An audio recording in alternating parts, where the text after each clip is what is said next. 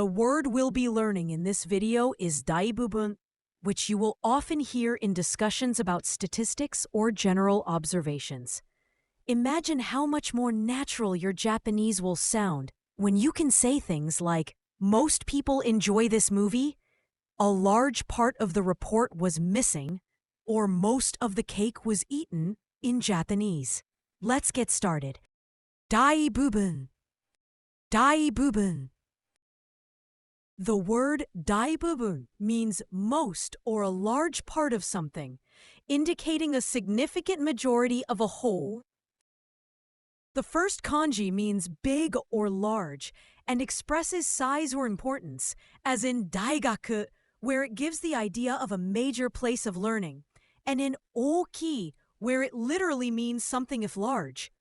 The second kanji means a section or department and shows a subdivision or part of something. For example, heya uses that sense of a specific section of a building, and bucho refers to the head of a department.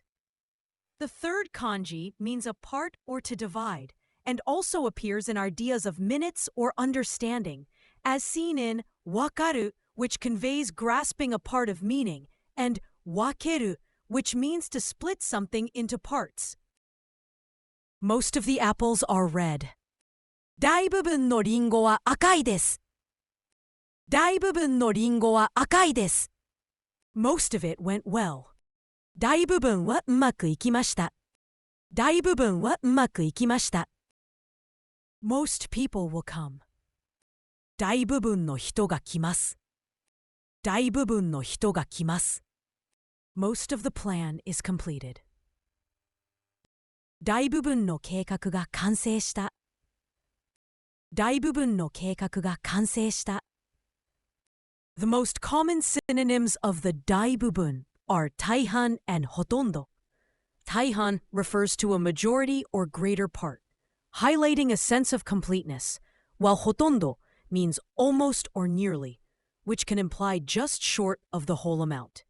Although similar, ほとんど can indicate slight remainder, whereas 大部分 emphasizes a clear dominance of quantity. The most common antonyms of the 大部分 are 少部分 and 一部.